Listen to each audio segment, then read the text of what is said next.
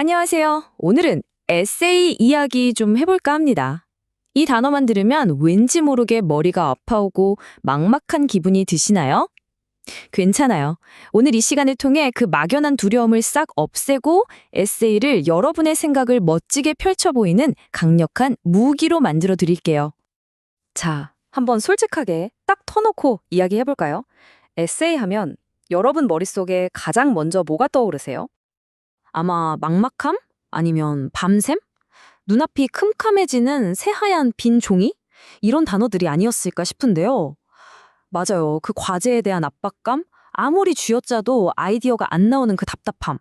정말 다들 한 번쯤은 느껴보셨을 거예요. 하지만 이제 그 생각을 완전히 뒤집어 볼 시간입니다. 에세이는요, 여러분을 괴롭히려고 만든 시험 같은 게 아니에요. 오히려 그 반대죠. 머릿속에 흩어져 있는 생각의 조각들을 하나로 모아서 아주 멋진 건축물을 지어 올리는 그런 설계도 같은 거랍니다. 그래서 오늘 우리는 이 설계도를 완벽하게 마스터하기 위한 여정을 떠나볼 겁니다. 총 4단계인데요. 먼저 에세이가 대체 뭔지 그 핵심 개념부터 잡고 아이디어를 위한 청사진, 즉 설계도를 그리는 법을 배울 거고요. 그 다음에 실제로 글을 쓰고 평가받는 과정, 그리고 마지막으로 에세이랑 비슷해 보이는 다른 글들과는 뭐가 다른지까지 확실하게 짚어볼 겁니다. 자, 그럼 바로 시작해볼까요? 첫 번째 섹션입니다. 에세이란 과연 무엇인가? 그 근본적인 질문부터 파고 들어보겠습니다. 우리가 흔히 사전에서 찾아보면 에세이를 이렇게 설명하죠. 어떤 주제에 대해서 쓴 짧은 글이다.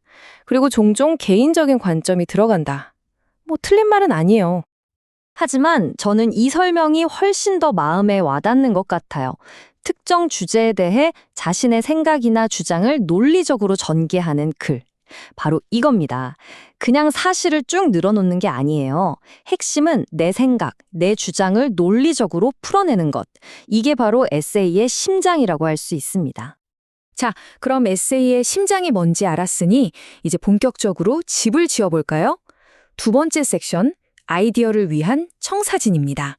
아시겠지만 훌륭한 건축물은 절대 그냥 지어지지 않잖아요. 바로 그 청사진, 즉 계획이 핵심이죠. 단 한 글자도 쓰기 전에 에세이를 완벽하게 계획하는 법을 지금부터 알려드릴게요. 청사진을 그리기 전에 딱 2가지 개념만 확실하게 구분하고 넘어가겠습니다.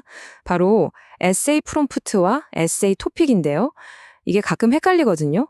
자, 프롬프트는 클라이언트의 요구사항, 즉 방 3개짜리 남양집을 지어주세요 하는 구체적인 지시라고 생각하시면 돼요.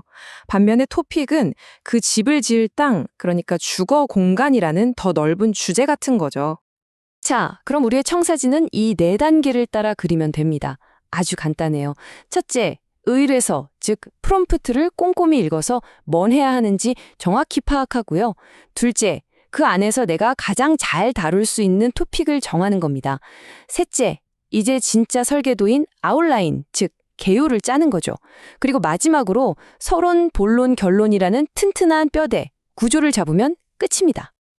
네, 방금 말씀드린 이 에세이 아웃라인이 바로 우리 아이디어 건축물의 핵심 설계도, 즉 청사진입니다.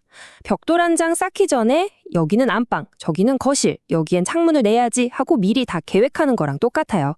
글의 순서와 핵심 내용을 미리 다 정해두는 거죠. 이게 있으면 글이 절대 산으로 갈 일이 없습니다.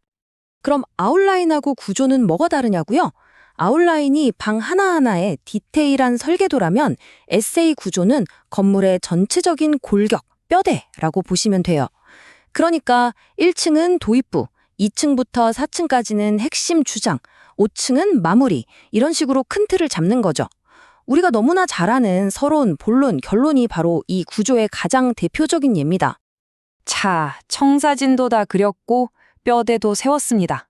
그럼 이제 뭘 해야 할까요? 네. 드디어 진짜 집을 지어야죠. 세 번째 섹션, 집필에서 평가까지입니다. 이제 우리의 아이디어가 어떻게 세상과 만나는지 그 과정을 살펴보겠습니다. 이 단계에서는 크게 3가지 활동이 이루어집니다. 첫째, 드디어 에세이를 쓰는 거죠. 설계도에 따라 내 연구와 주장을 엮어서 글로 만들어내는 과정입니다. 둘째, 내 글쓰기 실력이 어느 정도인지 궁금하다면 에세이 대회에 나가서 다른 사람들과 실력을 겨뤄볼 수도 있겠죠. 그리고 마지막으로 내 글이 얼마나 잘 쓰였는지 객관적으로 판단받는 에세이 평가 과정이 있습니다. 그럼 평가는 도대체 뭘 보고 하는 걸까요? 보통 이 세 가지를 아주 중요하게 봅니다. 바로 문법, 내용, 그리고 구조예요. 문법은 글의 기본 예의 같은 거고요. 내용은 글의 알맹이, 즉 심장이죠. 그리고 구조는 이 모든 걸 탄탄하게 받쳐주는 뼈대입니다. 이 세 가지가 완벽한 조화를 이룰 때 비로소 좋은 에세이라는 평가를 받을 수 있는 겁니다. 자, 이제 마지막 네 번째 섹션에 도착했습니다. 우리가 에세이라고 부르는 것과 비슷해 보이는 다른 글들이 참 많잖아요. 여기서는 그 친척들과 비교를 해보면서 에세이가 가진 고유한 특징이 뭔지 더 확실하게 알아보겠습니다.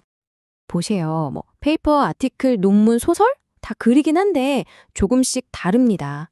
페이퍼는 훨씬 학술적이고 아티클은 정보 전달이 목적이죠. 논문은 학회를 위한 아주 깊이 있는 연구고요.